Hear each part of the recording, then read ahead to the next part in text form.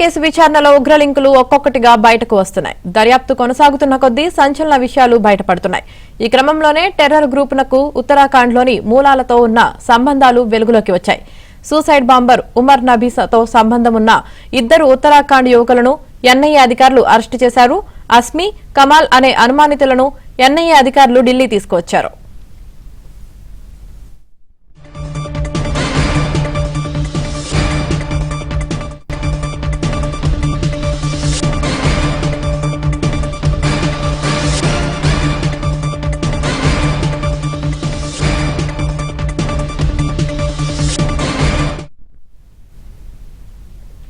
Delhi పేలుళ్ల case విచారణలో ఉగ్ర లింకులు ఒక్కొక్కటిగా బయటకు వస్తున్నాయి. దర్యాప్తు కొనసాగుతున్న కొద్దీ సంచలన విషయాలు బయటపడుతున్నాయి.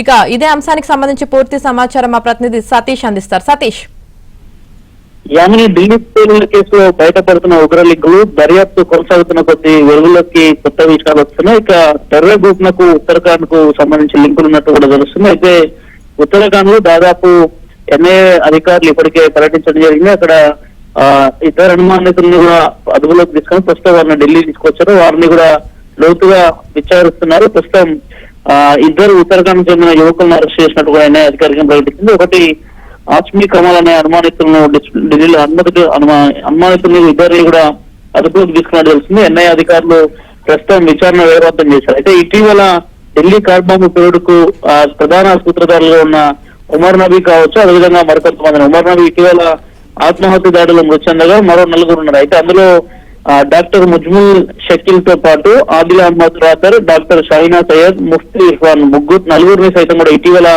పార్టీల కోర్టు ముందు ఢిల్లీ పోలీసులు హాజరుపరిచారు. ఆ సందర్భంగా మరో 10 రోజుల పాటు కూడా వారిని ఈ ఎన్ఐఏ కస్టడీకి ఇవ్వాల్సింది కూడా విజ్ఞప్తి చేసిన నేపథ్యంలో తాజాగా నిన్న సాయంత్రం పార్టీల కోర్టు వారిని మరో 10 రోజుల పాటు కూడా ఎన్ఐఏ విచారణకు ఇస్తూ కూడా ఆదేశాలు జారీ చేసిన నేపథ్యం వారిని ఒక్కొక్కరిగా విచారిస్తున్న సందర్భంలోనే ఈ లింకులన్నీ బయటపడుతున్నాయి. తాజాగా ఉత్తరాఖండ్ కు సంబంధించి మరో ఇద్దరు అదుపులో తీసుకోవడం కారణం కూడా వీరి ద్వారా వచ్చిన సమాచారం మేరకు వారిని కూడా అరెస్ట్ చేసినట్టు తెలుస్తుంది. వారి నుంచి మరింత సమాచారం రాబట్టేందుకు ఎన్ఐఏ ఇప్పటికే విచారణ కొనసాగిస్తుంది. మొత్తం ఇప్పటి వరకు ఎన్ఐఏ అధికారికంగా 7గురిని అరెస్ట్ చేసింది. దాదాపు పేలుడు కేసుకు సంబంధించి మొత్తం 30 మంది అల్ఫాలా మెడికల్ కాలేజ్ సంబంధించిన డాక్టర్ల నుంచి కూడా స్టేట్మెంట్ ఇప్పటికే ఎన్ఐఏ రికార్డ్ చేసింది. వారి నుంచి ఉగ్రవాది ఉమర్ నబీ, మహమ్మద్ గురించి కూడా ఎన్ఐఏ ఇప్పటికీ అడిగి తెలుసుకుంటూ తెలుస్తుంది. ఇక కుటుంబ సభ్యుల నుంచి కూడా ఉమర్ ఫోన్ స్వాధీనం చేసుకున్నారు జమ్మూ కాశ్మీర్ పోలీసులు.